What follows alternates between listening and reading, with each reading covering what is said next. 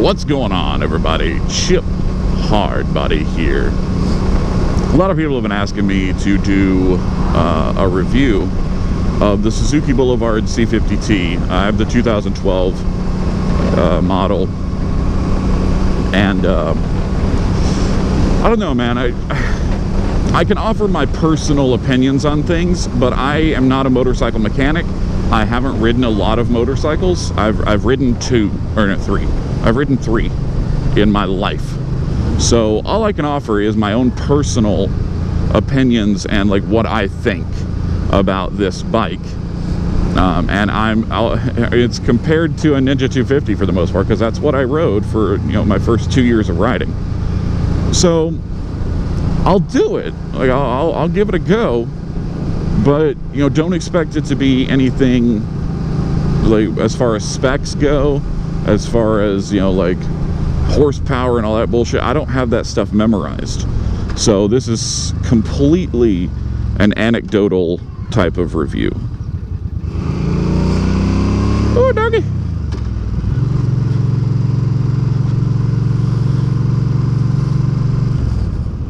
Clutch in next to the pooch.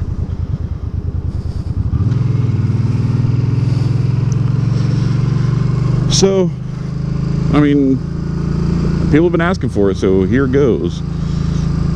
So I bought this bike last year. Or has it been 2 years? No, it has been 2 years. No. I bought this bike last year. And I bought it right before it started to get cold as balls, man. That's a naked bike, obviously. It's a fucking cruiser.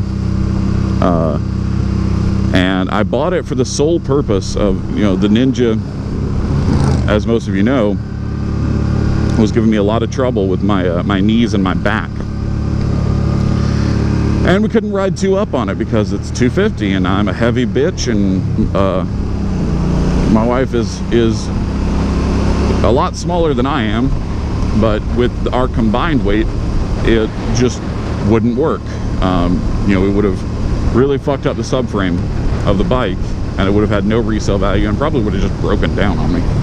So we had to upgrade to the cruiser. I hate that word upgrade, but you know my feelings on that if you watch any of my other videos. So we went with the cruiser, and the reason I chose the Suzuki C50T was, number one, it's an 800cc bike. It's belt driven, so I don't have to do any fucking chain maintenance, which is awesome. I'm okay with that. Man, a lot of people 2 up today. I like it. So no chain maintenance, which I'm okay with. I don't mind a bike with a chain, but you know, if I can have one without it, I'll take it. And it's like, as soon as I sat on it, it just fit. You know, I wasn't like, oh, I'm gonna have to do a bunch of shit to modify this to make it comfortable. No, it just almost immediately fit like a glove. And that's what I was looking for. I was looking for something that just fit. So that's why I got it. And it was cheap. It was a cheap bike. Really low miles, almost brand new. And yeah, so I rode it home from the dealership that day, and I fucking fell in love with it.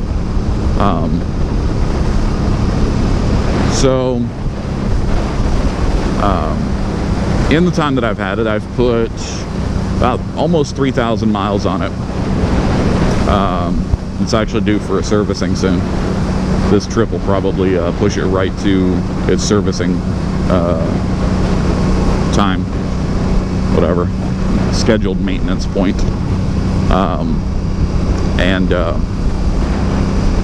Yeah, within the time that I've had it, I've loved every minute of it. I'll try to get a little more technical than that. It's got 5 gears, and it really makes its power, I feel, in 3rd and 4th gear.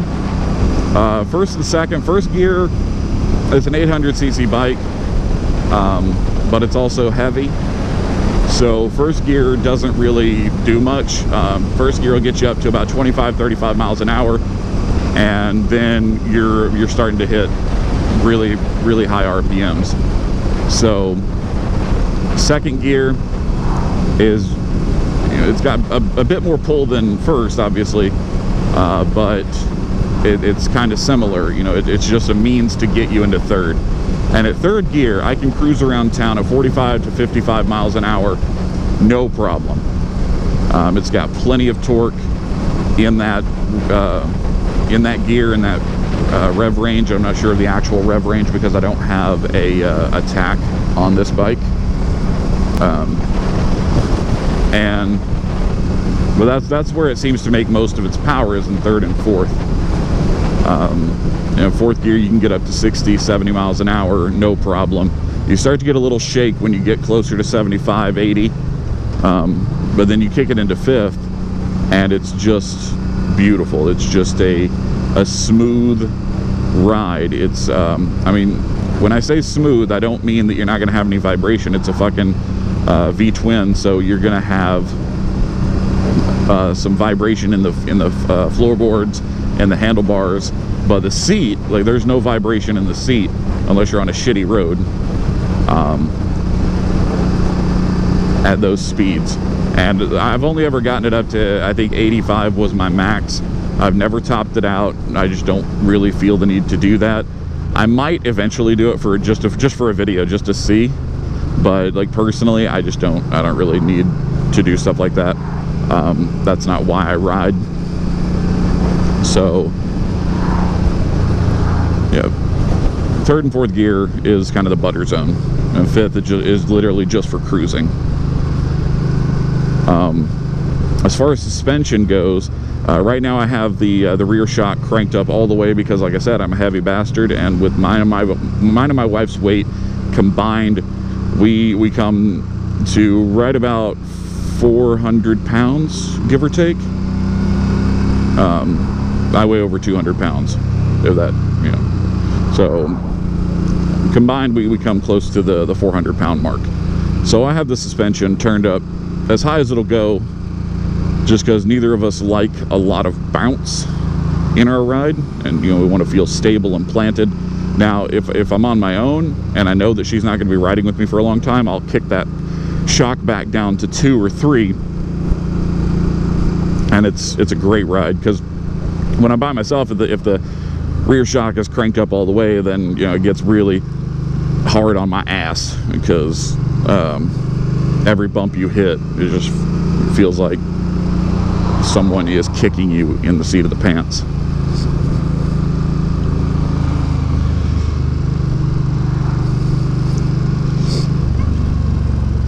So the suspension, like, I mean, the engine braking is fucking on point too. I had to really get used to that when we got this bike. As soon as you let off that throttle, that engine braking just kicks in, which I like. I really like a lot of engine braking power, because it doesn't wear out my brakes quite as fast. So I dig it. The front suspension I haven't fucked with. I don't know a lot about it. Like, I don't know tolerances, or, you know, what kind of shocks there are. I don't know. That's again, it's not, I'm not a mechanic. I'm trying to learn more so that I can service the bike myself, but it's, you know, I'm just not to that point yet. So you'd have to watch a technical review to get that kind of information, because I just don't have it. I do know that when going through corners, like at speed, the front suspension feels really solid and really planted. The rear, on the other hand, feels a little bit shaky at times. If I'm getting over kind of far, then, you know, it feels just a little wobbly, and that may just be me not being able to corner properly. That's probably what it is. I'm going to attribute it to user error rather than a problem with the bike. And that's something that I'm going to have to get better at as well. So that's just, you know, again, this is all purely anecdotal. But, like, you know, slow speed maneuvering is fine on this bike. I have no issues with that whatsoever. You know, I've practiced my figure eights, I've practiced my U-turns, all that jazz. It stays upright. It is solid. It doesn't really want to tip over. Even though it is heavy, it works really well. The brakes, for me, they feel the front brake is super responsive. It's just fucking, it grabs as soon as you hit it. The rear brake, on the other hand, could probably use a different set of pads, maybe a different caliper, I don't know.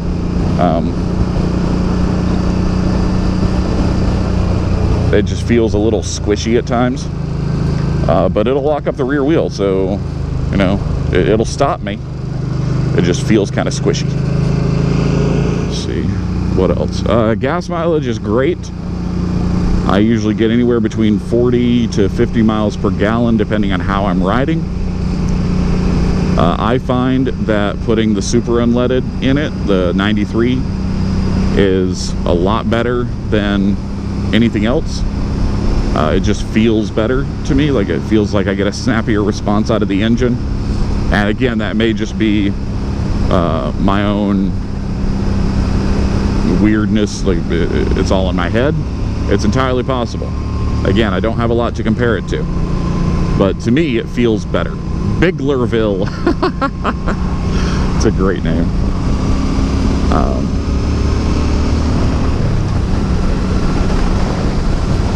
So the gas mileage is really good. I get probably around 250 miles to the tank, maybe a little more, again depending on how I'm riding. If I'm riding 2 up, then it's closer to 220, 225. I've never really calculated it all up, but that's usually about when I've done the trip meter. That's usually about when I stop to fill up. So again, take those numbers with a grain of salt. I don't know what else is there to talk about. The mirrors are actually great for stock mirrors. I'm very broad. I got long arms and big elbows, and you can see, I hope you can see, I can see perfectly behind me. I can see both sides without really having to turn my head. I can just flick my eyes over to the side, and they work beautifully. They work exactly as they're intended to, which is good. So yeah, like I said, overall I love the bike. There's not anything as far as like how it handles or as far as its core makeup that I would change. There are a couple of things that I do want to change, but those don't have anything to do with the performance of the bike. It's purely my own desires to do. But that'll be a whole separate video eventually, perhaps someday. I might be able to do some modifications on this bike, and that would be a lot of fun.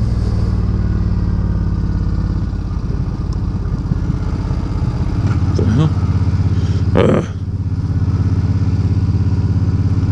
Stupid GPS. Okay, we're good.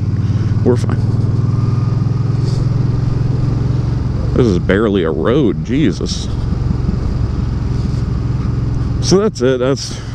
That's my, not technical at all review of the Suzuki Boulevard C50T, the 2012 model.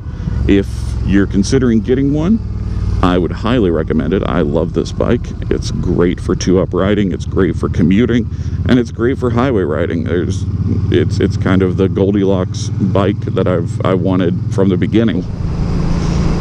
So that's all I got for you guys on this. I don't expect this to help anyone at all. So hopefully you just watch it and don't hate it. So anyway, I hope you guys are having a real nice fucking day. Get out and ride if you can. I'll catch you guys next time. Peace.